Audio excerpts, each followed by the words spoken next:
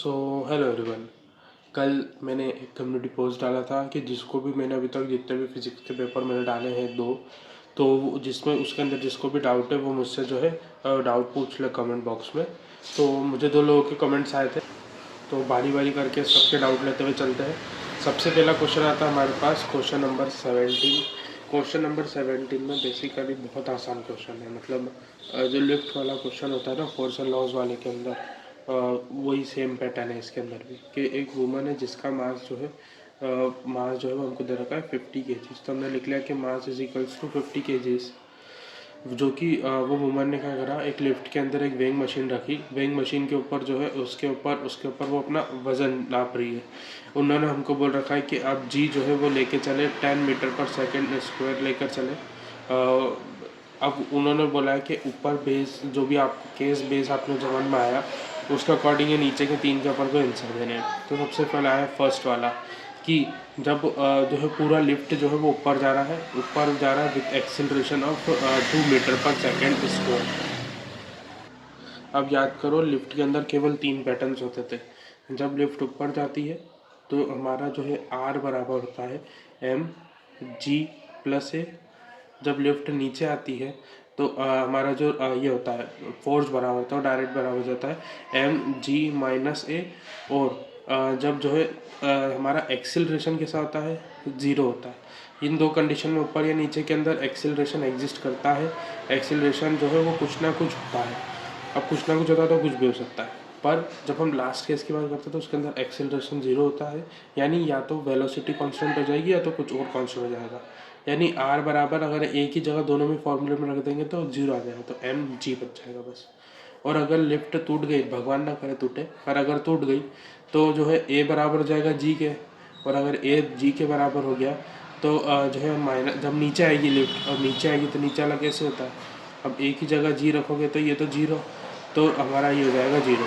मतलब जो भी व्यक्ति का वेट होगा, वेट सिंबलाइज करता है आर के ऊपर। आर बढ़ेगा तो वेट बढ़ेगा, आर कम होगा तो वेट कम होगा। ठीक है, तो यहाँ पर वेट जीरो हो जाएगा जब अगर लिफ्ट टूट गई तो। अब अपन बात करते हैं क्वेश्चन में है क्या एक्चुअल में। तो हमको दे रखा है कि पूरा सिस्टम चल रहा है 2 मीटर पर सेकेंड के ऊपर ऊपर की तरफ चल रहा है। एक्सिलरेशन ऑकर हो रहा है। एक्सिलरेशन ऑकर होता है जब ऊपर चल रहा है, तो हमारे पास ये वाला फार्मूला होता है। तो हमारे पास यहाँ पे फार्मूला आ जाता है आर बराबर एम जी प्लस ए। अब यहाँ पर आर तो अपन को निकालना है। आर मतलब कितना वेट, व्यक्ति का वेट कितना बढ़ा, क्या हुआ क्या नहीं हुआ, वो सब चीज़ें। वही सबसे पहले बात करें हम, अगर मास की, तो मास हमको दे रखा है 50 किलो। वहाँ पर अगर जी हमको दे रखा है 10, और अगर 9.8 देने का हो तो 9.8 रख लेना, पर हमें यहाँ पे गिवन है 10 लेके चलना है। एक्सिलरेशन हमको दे रखा है 2। ये हो जाएगा हमारा 12 और ये हो जाएगा 50, तो हो जाएगा 600 न्यूटन। तो हमारे पास जो भी वेट होगा व्यक्ति का वो हो गया 600 न्यूटन का। अब दूसरा केस हमको ये बोलता है कि जब पूरा सिस्टम, मतलब जो पूरा लिफ्ट है वो नीचे की तरफ जा रही है, कितने एक्सिलरेशन के साथ, तो 2 मीटर पर सेकंड स्क्वायर की तरफ से अब नीचे जा रही है। तो नीचे का फॉर्मूला होता है आर बराबर M G minus A. R ऐसा का ऐसा, एम हमको वेट दे रखा है वुमन का 50, वहीं पर जी जो है ये हो जाएगा हमारे पास 10 और माइनस 2, ये हो जाएगा 8 और ये हो जाएगा 50। मल्टीप्लाई कर दोगे तो ये आंसर आ जाएगा 400 न्यूटन। मतलब उस व्यक्ति का, जो वुमन है, उनका वेट अब जो है कम हो चुका है। तो यहाँ पर जो है वेट बढ़ा, ऐसा नीचे लिख देना, weight increases while in this weight decreases. ठीक है, ऐसा स्पेसिफाई करना है कि ये जो है हमारा एक प्रॉब्लमेटिक जो है एक क्वेश्चन है, तो उसे प्रॉब्लम के हिसाब से सॉल्व करना। जैसे मैंने डायरेक्ट लिख दिया ना मास बराबर, ये वैसे नहीं कि mass of woman is equals to 50 k g, फिर the g is equals to 10, फिर acceleration for upward motion is 2 metre per second, the acceleration for downward motion is 2 metre per second square, ये सब लिखना पड़ेगा। Then we know that k r is equals to m g, and then फलाना फलाना जो भी English करके लिखना पड़ेगा। इंग्लिश कोई नहीं पढ़ता, बेसिकली सामने वाले को ऐसा लगना चाहिए कि हाँ बच्चा पढ़ गया है। तो थर्ड वाला होता है हमारे पास जब कांस्टेंट वेलोसिटी हो गई। तो वेलोसिटी हमें दे रखी है 5 सेंटीमीटर पर स्क्वायर। जैसे ही वेलोसिटी बढ़ा जाए, दिमाग में कुछ भी टेंशन मत लेना, डायरेक्ट लगाना आर बराबर एम जी। एम जी मतलब जब एक्सिलरेशन हो ही नहीं रहा है, वेलोसिटी कांस्टेंट मतलब एक्सिलरेशन नहीं ऑकर हो रहा है। और हमको बोल रखा है कि ऊपर जा रही नीचे जा रही कोई मतलब नहीं, ऊपर जाएगी तो भी Rmg, नीचे जाएगी तो भी Rmg। कब? जब वेलोसिटी कांस्टेंट हो यानी एक्सीलरेशन 0 हो। तो r ऐसा का ऐसा, m 50 दे रखा है और g है हमारा 10, तो ये जाएगा 500, यानी 500 न्यूटन की जो है वो आंटीजीत है। बेसिकली यहाँ पे क्या है कि वेट इज़ नॉट चेंज, मतलब वज़न जो है वो बढ़ा नहीं है ना कम हुआ है। एक्चुअल में उनका वेट था 500। अगर फिर तुमसे एंड में पूछ ले कि बताओ जब ऊपर गई तो कितना बढ़ा था, तो ये 600 को 500 से माइनस कर देना, तो 100 न्यूटन बढ़ा था जब ऊपर गई थी। नीचे गई थी तो कितना कम हुआ था, तो नीचे गई थी तो 100 न्यूटन कम हुआ था, 500 माइनस 400। और एक्चुअल में कितना था, तो एक्चुअल में 500 न्यूटन था। बेसिकली ये हमारा क्वेश्चन नंबर 17 है। अगला आता है हमारे पास क्वेश्चन नंबर 13। क्वेश्चन नंबर 13 भी जो है force and laws of motion के अंदर था, हमारे पास क्वेश्चन है ये। सबसे पहले हमें दे रखा है कि रेडियस जो है वो हमारे जो भी ट्रैक है उसकी रेडियस हमें दे रखी है 300 मीटर। फिर जो है हमें जो है जो भी रोड है वो बैंड है किसी एक एंगल से, तो हमें थीटा एंगल दे रखा है 15 डिग्री। वहीं पे उन्होंने बोल रखा है कि अगर कोफिशिएंट ऑफ फ्रिक्शन याद करो क्या था, कोफिशिएंट ऑफ फ्रिक्शन होता था हमारा म्यू। म्यू मतलब अपना ये वाला, ये म्यू होता था। ये हमें दे रखा है जो व्हील और कार के बीच में रोड क्या है वो है 0.2। तो वो तो सब कंफ्यूज करने के, तो हमको दे रखा है यहाँ पे 0.2। एंड बाकी सारी चीज़ें तो कंफ्यूज देने करके रखी है कि मतलब है ना व्हील है कार है उन सब के रोड के बीच का जो फ्रिक्शन है। बेसिकली हमें दे रखा है कोफिशिएंट ऑफ फ्रिक्शन, मतलब जो म्यू होता है वो बराबर है 0.2 बस। अब अपन को पहला बोल रखा है कि बताओ मैक्स स्पीड जिस पे जो है वो स्लिप ना करे, अवॉइड कर जाए। तो याद करो फॉर्मूला होता था एक वी मैक्स करके। वी मैक्स के अंदर उन्होंने बोला एक ऐसी स्पीड जिसके अलार्म वो नहीं करे। अब जब एंगल देते हैं तो एंगल वाला फॉर्मूला लगता है। एंगल वाला फॉर्मूला बताओ क्या होता है। एंगल वाला फॉर्मूला होता है √RG tan theta plus mu upon 1 plus mu tan theta. ये होता है हमारे पास, ठीक है, अपना बड़ा वाला फार्मूला वी मैक्स का। अब हमें यहाँ पर क्या क्या दे रखा है, हमें आर दे रखी है, रेडियस दे रखी है 300 कि जी हमेशा 10 मान के चला करो, मतलब सिंपल हो जाती कैलकुलेशन। फिर टेन थीटा, थीटा अपन को दे रखा है 15। और फिर हमको दे रखा है अगला म्यू दे रखा है 0.2। ऐसे नीचे 1 प्लस 10 15 और हमको दे रखा है 0.2 इसका मल्टीप्लाई, ठीक है। और 10 15 की वैल्यू जो है अपन को याद होनी चाहिए। 10 15 की वैल्यू होती है 0.27। और अगर नहीं याद आए तो एक और ट्रिक होती है कि 10 15 को अपन लिख सकते हैं 1045 माइनस 30। फिर अब तुमको अगर तुमने मैथ ओपीटी कर रखा है मतलब अडॉप्ट कर रखा है तो फिर अब तुम्हें ये वाली आइडेंटिटी याद होनी कि जो है हमारा 1045 माइनस 30 क्या आती है, ठीक है। तो बेसिकली 1045 माइनस 1030 अपन 1 प्लस 1045 और 1030। फिर इसके अंदर 45 इन सब की वैल्यू रख रखा के जो भी आंसर आएगा वो यही होगा। तो फाइनली याद ही रख लो ना यार, 10 15 की वैल्यू तो है आती है बेसिकली हर क्वेश्चन में देखने को मिल जाएगी तुम्हें। तो यहाँ पर इसको सबको सॉल्व कर, अब इतना तो सॉल्व कर लो यार कि मतलब 300 है 10 है, फिर मल्टीप्लाई में 0.27 प्लस 0.2 अपॉन में 1 प्लस 0.27 इंटू 0.2। तो ठीक है, मतलब कैलकुलेशन वाला पार्ट में छोड़ रहा हूँ मैं तो जो है कॉन्सेप्ट मैंने समझाया।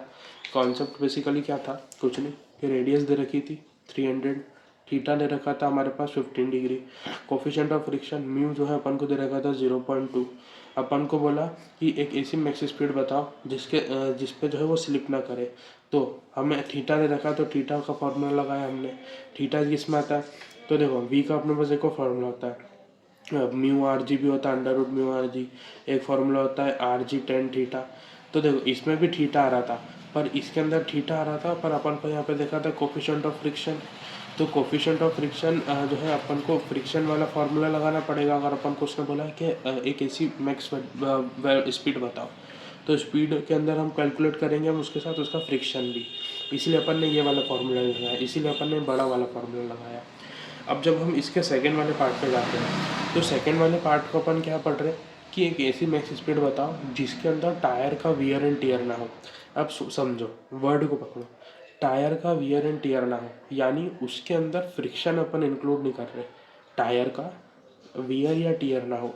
अब वियर टियर का बता, जब फ्रिक्शन आता है प्लेन के अंदर, मतलब फ्रिक्शन आएगा तो मतलब जो है मतलब घिसा आएगा टायर, और घिसा आएगा तो उसका वियर एंड टियर होगा। अब जब वो वियर एंड टियर नहीं हो रहा यानी फ्रिक्शन नहीं आ रहा है, और फ्रिक्शन नहीं आ रहा है तो अपन फ्रिक्शन वाला फार्मूला लिखें क्यों? तो फ्रिक्शन वाला फार्मूला हमारे पास एक ही होता है जिसके अंदर एंगल भी आता है, आर जी टेन थीटा। तो जाता है v is equals to under root R G ten theta.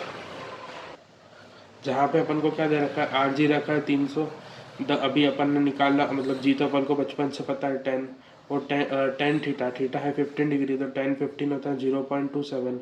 इसको बाहर निकाल लोगे तो ये हो जाएगा अप्रॉक्सीमेटली आपका जो है सॉल्व करके निकाल लेना, तो इसका आ जाएगा आपके पास जो है आंसर। ये होता है हमारे पास ये वाले का पूरा कॉन्सेप्ट 2 क्वेश्चंस का। ये था जिसका भी कमेंट था उसका मैं यहाँ पर जो है पिन कर रहा हूँ उसका। तो ये उनके 2 क्वेश्चन 2 डाउट थे, दोनों डाउट सॉल्व हो गए। अब नेक्स्ट डाउट पे हम जो है शिफ्ट होते हैं। बेसिकली नेक्स्ट वाला डाउट इनकी तरफ से था, तो इनका डाउट था क्वेश्चन नंबर 6 सेट 2 में से।